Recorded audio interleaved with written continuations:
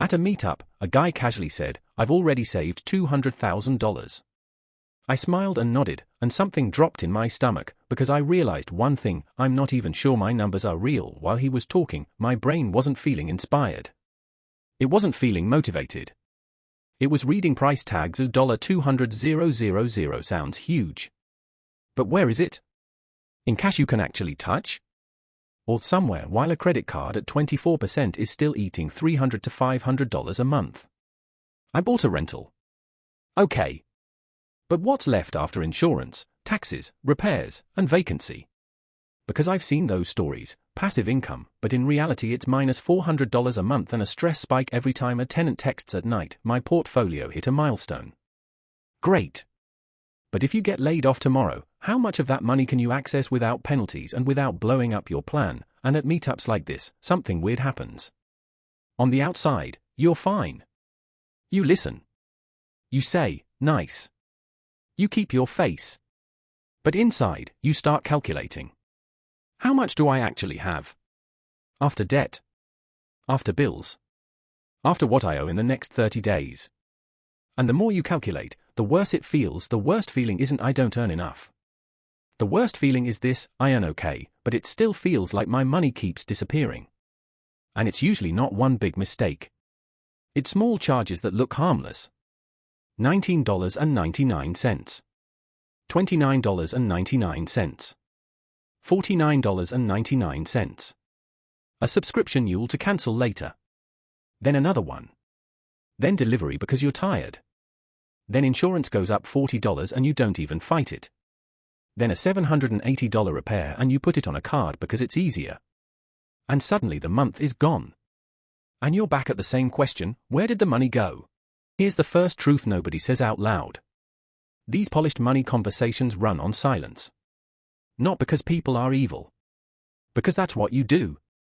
People show the highlight reel. Nobody puts the receipt on the table. Nobody says, "Yeah, I have $200,000, but I'm terrified of every bill." Nobody adds, "Yeah, I invest, but I have zero emergency fund." And you compare your real life to their highlight reel and feel worse than you should. The second truth is even harder. We're taught to measure ourselves by benchmarks that sound smart, but in 2026 they often work against you. Like by 40 you should what? And according to who? Numbers without context turn into a weapon. You're either successful or you're behind. And that feeling of being behind makes people do the worst thing: panic, jump between strategies, or do nothing at all. So today I'm going to make it simple and honest. What financial benchmarks at 40 actually matter in real life, not in party conversations? Which numbers are important? Which ones aren't? And why people who start late sometimes catch up and even pass people who have started early. This isn't magic and it isn't motivation. There's one piece of math behind it. I'll show it later in the video with real numbers, no fluff. And once you see it, you'll stop judging yourself by other people's words. But first, be honest with yourself. If someone asked you right now, "How much do you have saved?" could you answer calmly? Or would you start subtracting debt, bills, and obligations in your head, hoping nobody asks, "Okay, but what's left after everything?" If you felt that nasty "I'm behind" feeling, I want you to understand one thing: at meetups like this, almost nobody is comparing the same thing. People throw out one number, but real life is always at least 4 numbers. And when you compare your full reality to their one headline number, you're set up to lose. Here's the quick test I keep in my head whenever I hear someone say, "I've saved." 1. How much money I can pull today, right now, without penalties and without pain. 2. How much I have in fixed monthly obligations, the stuff you can't skip. 3. How much expensive debt I'm carrying that grows on its own. 4. And how fast I'm adding money into my system every month. Those 4 numbers are what people don't say out loud. They only say the pretty one. And that's where the "who's lying in the room" part begins. Not evil lying. More like replacing the whole picture with one number. While the conversation is happening, I mentally turn everything into price tags. I've saved $200,000, okay. How much of that is liquid? My fixed expenses are $2,900, okay. What's left after that? 24% on a credit card, okay. How much does that cost every month? I invest $1,200 a month, okay. Is that consistent, or just one good month? Example 1, I've saved $200,000. Great. Then you find out the person has $40,000 on a credit card at 24% April. That's roughly $800 a month in interest alone if they're not paying it down aggressively. Add minimum payments and stress, and now the question is, does that $200,000 give them freedom, or is it just a background number while they live with expensive debt? They can look rich and still be one $900 car repair away from panicked. Example 2, I bought a rental property. Sounds like a win. But the math looks like this: rent is $2,200. Mortgage plus taxes plus insurance is $2,600. Then repairs and vacancy, which can easily add another $200 to $400 a month on average. Suddenly, passive income becomes -$400 to -$800. And it doesn't feel scary until it stacks up. 3 months of vacancy and you're down $2,000 to $3,000. But nobody at the meetup says, I'm paying out of pocket every month and hoping it works out. They just say, I own property. Example 3, my portfolio grew. And that can be true. But then you look at today, $1,100 in checking, no emergency fund, and fixed expenses of $3,200 a month. So the person sounds like an investor, but they're living on a thread. One breakdown, one doctor visit, one layoff, and they're back in debt. And then the most toxic cycle starts. They cover emergencies with a credit card, then keep bragging about the portfolio because that story feels better. And you know what's weird? Sometimes in that same room, there's a person who doesn't throw numbers around at all. No $1,000,000 portfolio. But they have a $15,000 emergency fund, 0 credit cards, $2,500 in fixed expenses, and a steady $900 a month that moves automatically. They look boring. But they sleep. And if the world shakes tomorrow, they don't collapse. That's why I hate one-number money talk. It creates a fake sense of failure. You compare your after everything to their before everything. And you lose before you even start. So I want you to do one simple thing, not for me, for you. Open your banking app and write down 4 numbers: how much is available today, your fixed monthly expenses, how much expensive debt you have, and how much you actually save each month. Not what you wish. What's real? Even if it's uncomfortable. Because next I'm going to show you 2 things people usually don't like. First, what benchmarks at 40 actually make sense in 2026, when costs and reality are different. Second, why someone with $50,000 and the right saving speed can be safer than someone with $200,000 and pretty words. And yes, later in the video I'll show you the simple math that explains how a late start turns into a catch-up sprint. Not inspiration. Not motivation. Just numbers you won't be able to unsee. Good. Now let's break down why you feel behind in the first place, even if your numbers aren't actually terrible. The problem is most people measure financial progress by what sounds good in conversation, not by what actually holds your life together. How much you've saved, do you own property, are you investing? Those are highlight reel metrics. They don't answer the only question that matters in real life: if you get hit tomorrow, do you stay standing, or do you fold? Here's a clean price tag example. 2 people, the first says, I've saved $200,000. But their fixed obligations are $4,200 a month and they're carrying $18,000 on a credit card at 24% April. They look confident. In reality, they're living in please don't lose my income for even 1 month mode. The second says, I only have $50,000. But they have a $15,000 emergency fund, 0 high-interest debt, fixed obligations of $2,300, and a steady $900 a month that moves into savings automatically. They look boring. But they survive real life, and here's the part people don't like, because it hits the ego. I'm going to say it straight, and you can decide what you want to argue with. If you don't have an emergency fund but you're investing, you're not an investor. You're a gambler. Because one unexpected $600 to $1,500 expense sends you right back to the credit card, and your portfolio growth becomes a pretty story sitting on top of expensive debt. It sounds harsh, but this is the truth that keeps people feeling behind forever. They try to jump to the 3rd floor when they don't even have the front door. So instead of the old checklist, by 40 you should, I use a different scoreboard. It's not about status. It's about stability. And it's 3 benchmarks plus 1 multiplier. Benchmark 1 is liquidity. How much money you can access today. Not somewhere in an account, not in investments, not in retirement.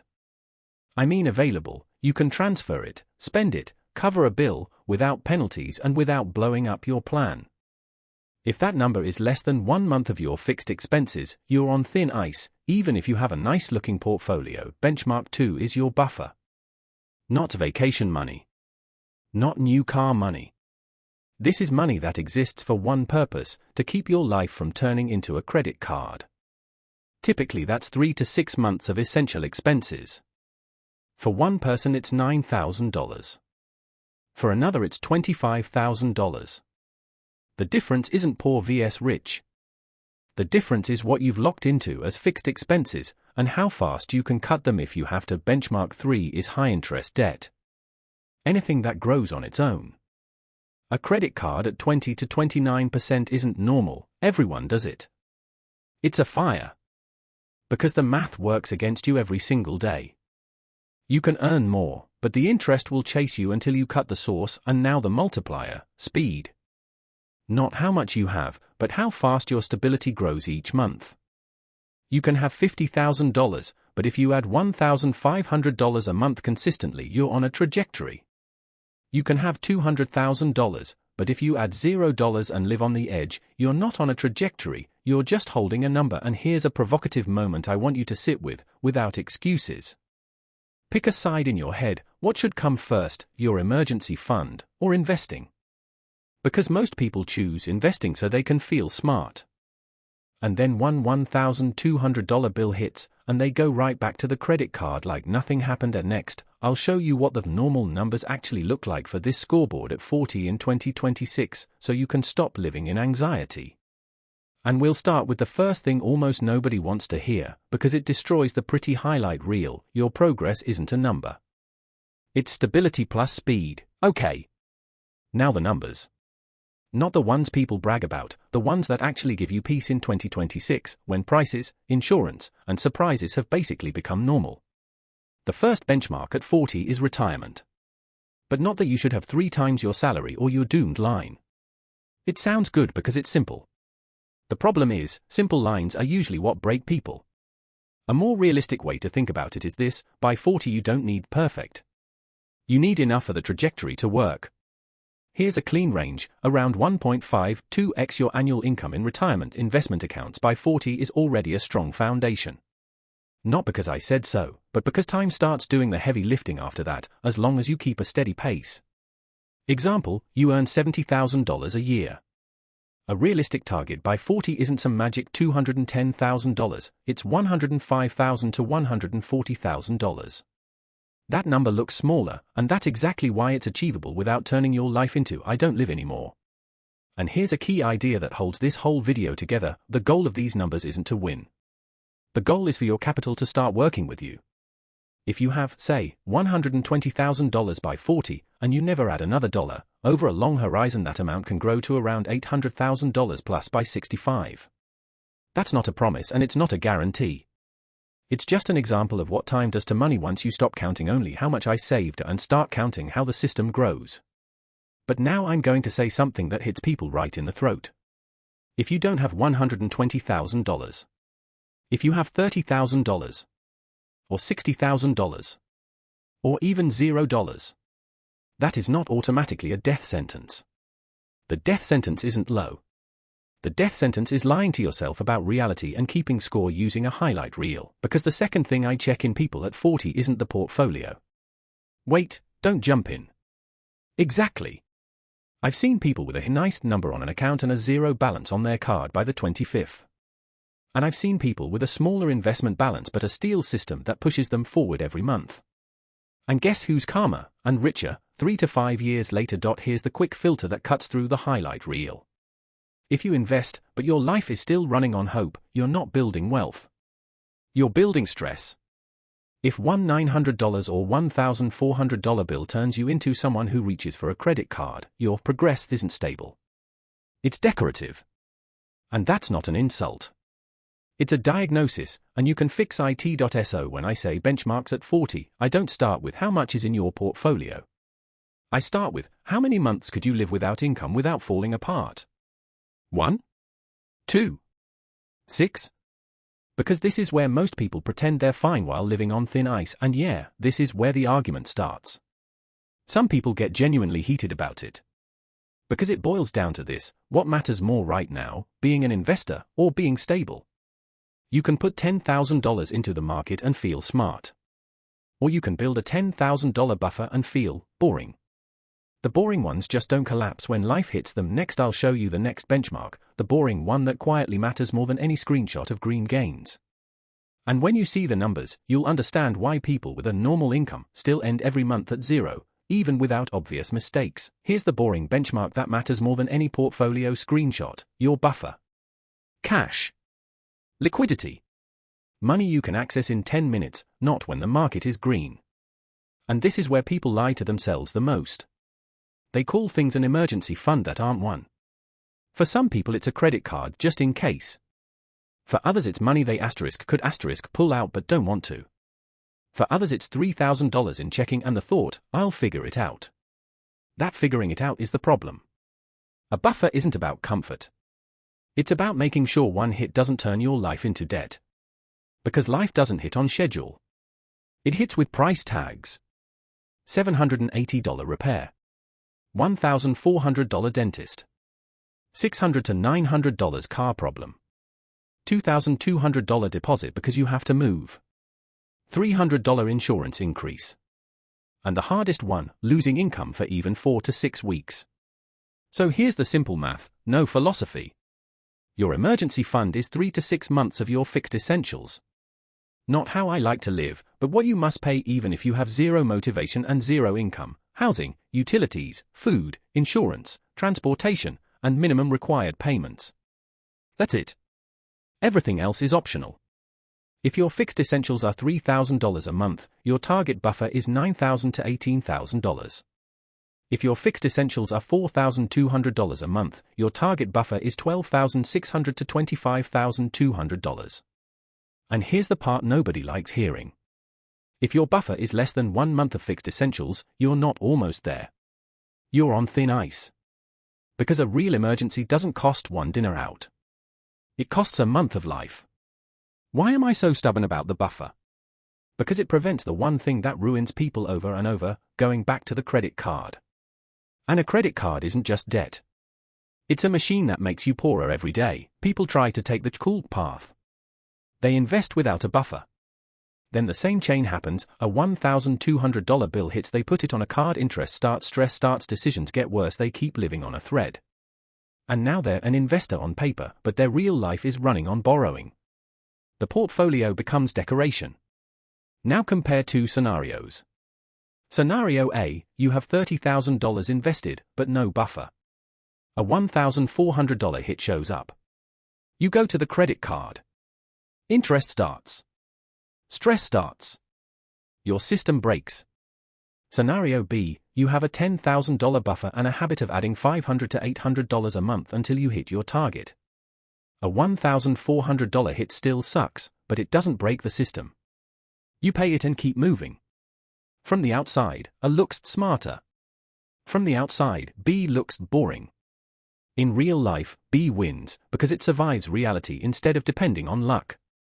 And there's one more price tag people never calculate: what calm is worth. Not in poetry, in dollars. If your fixed essentials are $3,200 and your buffer is $15,000, you're buying yourself about 4 to 5 months of air. That means you don't grab the first desperate job offer. You don't make toxic decisions just to plug a hole. You choose. And choice in money is almost always more expensive and more powerful than people think. Now here's the provocation I want you to say to yourself, without excuses. If you have investments but no buffer, are you actually building wealth, or are you trying to look like the kind of person who builds wealth? The difference hurts. But it's honest. And it separates people who climb out from people who run in circles, and yeah, I know half the comments will say, cash is dead money. Okay. Then answer this: how many times in the last 2 years did an unexpected bill hit you and it didn't break your month?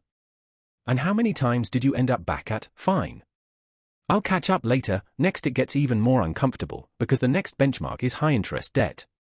And the math there is ruthless. Either you put the fire out, or it eats your speed every month, even if you earn decent money. Now the fire, high interest debt.